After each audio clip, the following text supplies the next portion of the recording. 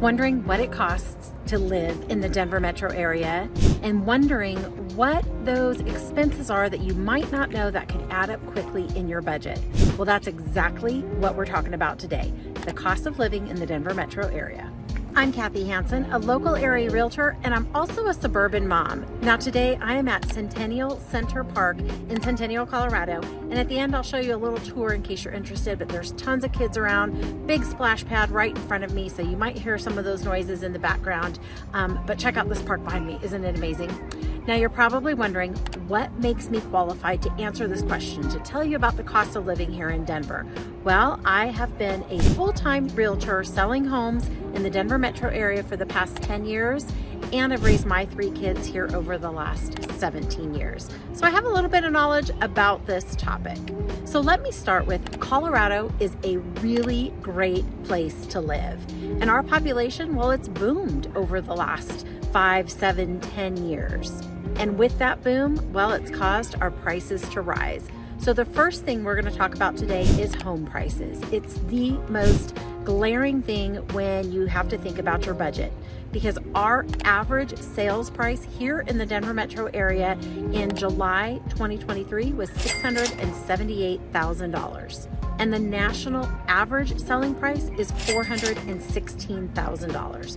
So you can see we are well above the national average here in the Denver metro area. So yes, can you get a single family home in the $400,000 and $500,000 range? You can. They are quickly becoming fewer and far between. And the farther you go out from the Denver metro area, well, your money goes a little bit farther. So I don't want you to think you have to buy a $675,000 house here in the metro area. That's just our average sales price in July of 2023. And since we're talking home prices, home sales, well, let's talk property taxes. So some people say our property taxes here are much lower than they are in other parts of the country. You have to remember that we do have state income taxes. So we do have state income taxes, and that does lower our property taxes. But if you are looking at a newer construction home or a home in a new construction community, well, you might have metro district taxes. And that is something that you need to keep in mind and be aware of budgeting wise, because most people don't understand what that is until they get hit with a bill, and then it's too late. So we want to make sure that you are knowledgeable and aware and educated up front. Now, I did a whole video on what metro districts are, what they cover, what you pay for, why we have them, that kind of thing. And I'm going to go ahead and just link it right here above. So go ahead and watch that video once you're done with this one if you want more information about what metro districts are. So in a nutshell, metro district taxes can be almost double what you would pay in an older home in an established neighborhood that does not have these metro districts. And for some people, that can be a budget buster. So you want to be aware of it. You want to be cognizant of these metro districts if you're purchasing or looking at homes in a new construction community or a newer community. So these metro districts, while they typically pay for roads and gutters and sewers and parks and trails and pools and clubhouses and all kinds of amenities and things like that, that need to be paid for in a new construction community. Instead of tacking that price onto each home, which would increase prices $30,000 to $50,000 per home, they have done a metro district tax.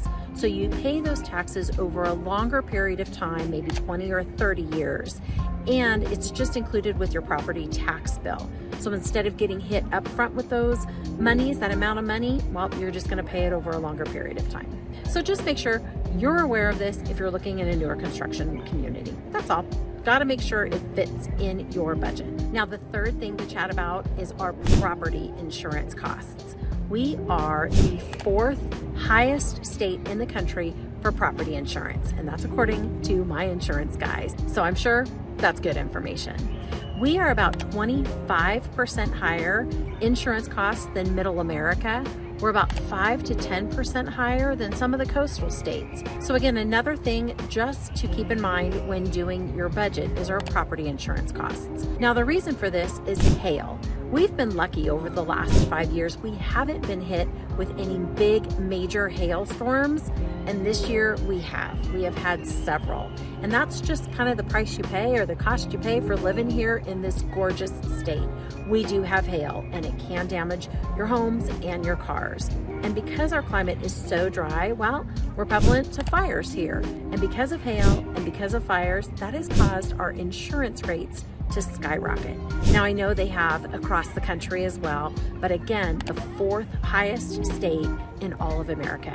So please keep that in mind again when you're thinking about your budget and your housing costs. The 4th thing to note about cost of living here in Denver is our childcare costs. Now, my kids haven't been in childcare for many, many years. They are all young adults now. So I had to take a poll amongst friends, past clients, neighbors, to see what are people paying in childcare costs, because I just keep hearing that it's really high. Now, I'm not sure how this compares to the rest of the country. In my opinion, I almost fell off my chair when I heard what childcare costs are here in the Denver metro area, so I just want to share it with you so that way you can be aware and cognizant of these costs also. So I had a couple friends who send their kids to Montessori school or the Goddard school, and they're paying about $1,600 to $1,700 per month for one child. Montessori school, Goddard school, $1,600 to $1,700 a month. I have another friend who is paying $2,400 a month for a Montessori school for a 4-year-old child, and that fee did not even include meals. So you still had to bring your own breakfast and lunch if your child was there during those times as well. And then lastly, I have one friend who pays between $500 and $600 a month for 5 days of before school care and 3 days of after school care for one child. Now, this before and after school care, well, it takes place typically at the elementary schools, and if it's not at your school, it's at one close by. And really, you can drop your child off about an hour before school starts. They can stay there for that hour. If the child care is not at your elementary school, well, then they'll bus them to the elementary schools. And then the after school care, I believe it's about 2 hours if you need that whole time. So $500 to $600 a month for 5 days before school care, 3 days after school care. And then the last thing I want to note is kids sports. I know it sounds weird, but they're expensive. And so it's, again, something you need to keep in mind with your budget if you're thinking about moving here to the Denver metro area. So here in the metro area, and I don't know what it's like in other parts of the country, I know where I came from 17 years ago, it was the same. But in order for kids to really make the high school sports teams, they have to be playing at the competitive level. Now, there are times or certain schools or certain sports where they don't have to be, but more times than not, to make high school teams, competitive sports prior to high school is where your child needs to be. And those sports, well, they're expensive. They can run you anywhere from a couple $1,000s a year on up to in the 5 digits, $10,000, $15,000, $20,000 is what I'm understanding for competitive level hockey. Now, my kids didn't play hockey. That's just what a friend has told me. I have 3 kids and they've played a multitude of sports and they all played in the competitive realm. And my experience is our costs have ranged. Now, it just obviously depends on travel and where you're traveling and the cost of that travel, but also how many tournaments the kids are playing in or how many meets or competitions that they're in. Those are all things that affect how much competitive sports are. But in my opinion, competitive sports are running anywhere from $2,000 to $4,000 per season per child. Now, we do have some lesser cost leagues here in the metro area, and they're typically through the rec centers. So the rec centers are much, much cheaper, maybe $100 a season. And that is where kids can go and experiment with sports and figure out what it is that they really like, or maybe they want to play a couple different sports, or maybe they're just really young because they start them at 4 and 5 years old here. So rec centers do have much lower cost sporting leagues, but if your child is serious, if they want to make a high school team and potentially go on to play in college, they really need to be at that competitive level, which again is a couple $1,000s. So there you have it, the cost of living here in the Denver metro area. And I hope I've covered some things that maybe you weren't taking into consideration or didn't know about. And if you have other questions about the cost of living here in Denver or other expenses, well, please reach out. My information is in the details section below and the comment section, and I would love to answer those questions options for you. And then if I can help with any real estate needs, if you're making the move to the Denver metro area, please reach out. I help people every day move from out of state to our wonderful state of Colorado, the Denver metro area, and I would love to help you as well. Now, if you liked this video, hit that like button. If you want to see more of my videos about what it's like living in the Denver metro area, well, go ahead and hit that subscribe button and you'll be notified when I post a video each and every week. Now, I'm just going to do a quick turnaround. I'm at Centennial Center Park. We're in Centennial, Colorado, and this park is really great because there's a huge splash pad right in front of me over there where they have tons of fun water activities for the kids.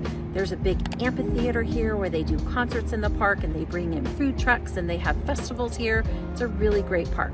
So I'm gonna go ahead and flip the camera around, just do a 360 from where I'm standing so you can kind of check it out in case you're interested in that too.